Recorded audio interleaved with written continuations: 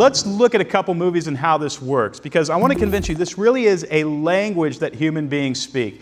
In fact, I think it's a universal language. If you go show a movie with subtitles in China or in Africa or in India, and it follows this formula that I just explained, everybody in the audience will understand it, because it's the story that every human being is actually living. So let's look at a couple movies. Well, first is Hunger Games, right? Of course, we have a character in Hunger Games, it's Katniss, right? And we know there's some things that Katniss wants, but clearly the main thing she wants is to win the Hunger Games. She doesn't want to die. There's stakes right from the beginning. But she's got this problem, right? And the problem is all the physical things that happen in the Hunger Games, and also she wonders, do I have what it takes to actually win this thing? There are a number of problems that she encounters trying to win the Hunger Games. She's not going to be able to solve these on her own, and she's really perplexed about this. So who steps into the story?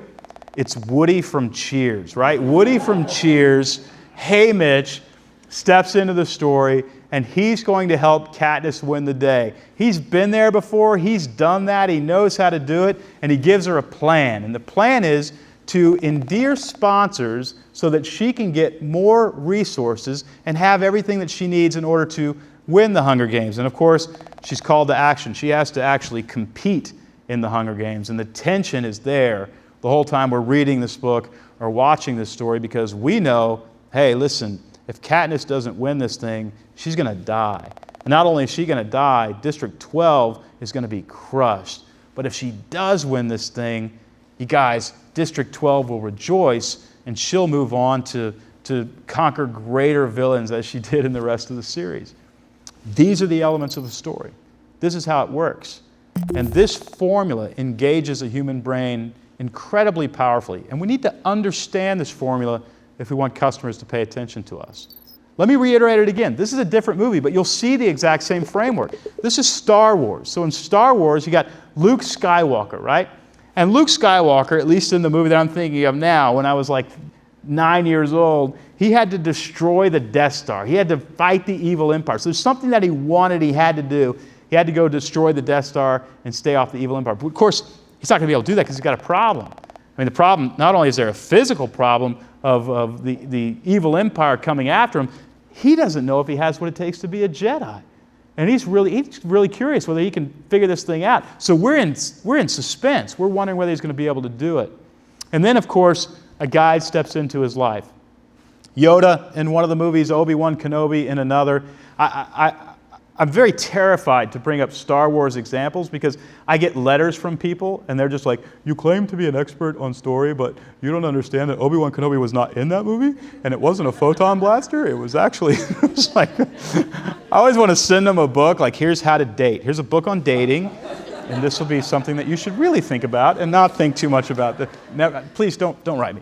Anyway, so Yoda gives him a plan, right? And it's to trust the Force. And so he's learning to trust the Force. He's executing the plan, and he's got this call to action at the end. He's got to go and he's got to destroy the Death Star. And of course, he's flying his plane, his X-Wing fighter through the trench, and he's trying to destroy the Death Star and all this kind of stuff. And we know that if he doesn't get this done, he's going to die. I mean, they even increase the stakes. They like shoot R2-D2 and they kill one of his buddies, and they're increasing the stakes right there at the end of the movie to remind us this thing could go very, very badly.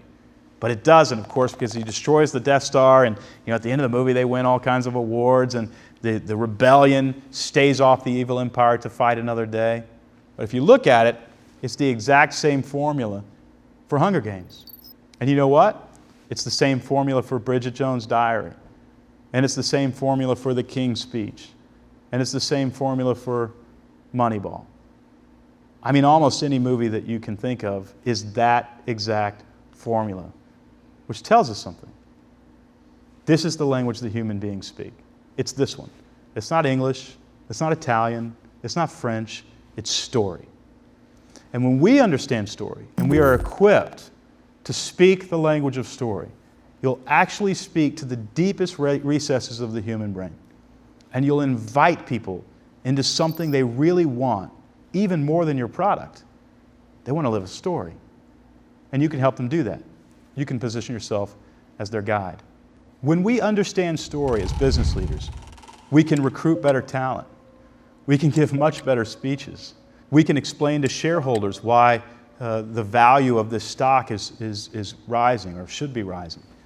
We can communicate to customers in such a way they understand why it is they need our product, and we'll see revenues, sales and revenues increase. We can negotiate with vendors.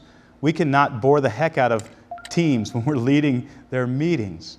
Everything gets better when we understand story, because when we understand story, we understand human beings. And of course, business is all about human beings. As we close this module, I want you to think about something.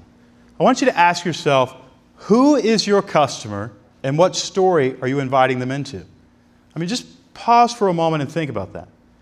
Now, if any part of you had a little bit of confusion there, if it was just kind of fuzzy, I'm actually not sure who my customer is, I actually don't know what kind of story I'm inviting them into, that same confusion and fog is exactly what your customers are experiencing. They don't know why they should do business with you. They don't understand what story you're inviting them into, and so they're not. But there's a great deal of hope.